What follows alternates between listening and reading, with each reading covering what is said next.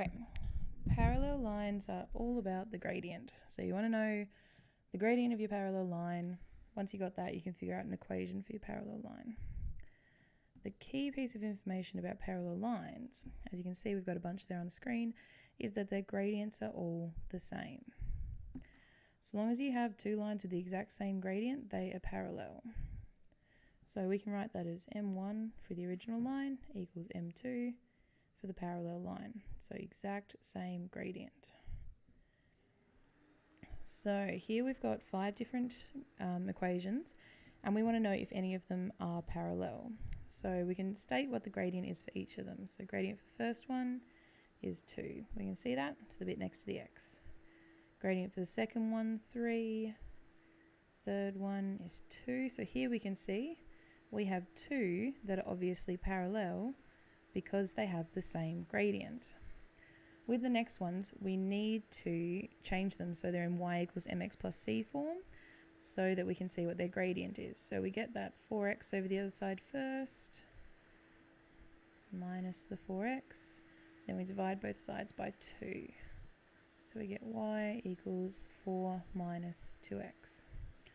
So this one's gradient is negative 2x. So that's not the same, so they are not parallel. They're in fact kind of go in the opposite direction. So then we have the next one, so we're going to get that 6x over the other side. So we're going to add 6x, then divide both sides by 3. So 2 on 3 plus 2x. And there we can see the gradient is 2, so that's another one that's parallel. So A, C, and E are parallel. This is a lovely open-ended question. So give me an equation which is parallel to y equals negative 3x plus 4. So you can come up with anything here, so long as the gradient is negative 3. So y equals negative 3 plus 3x plus 10. That's parallel. Y equals negative 3x minus 100. That's parallel because their gradients are all the same. Alright, the common sort of question you're going to get about parallel lines is to find the equation of one.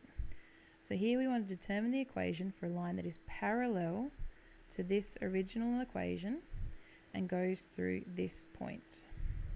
So we could usually use y equals mx plus c or the point gradient equation to find the new equation.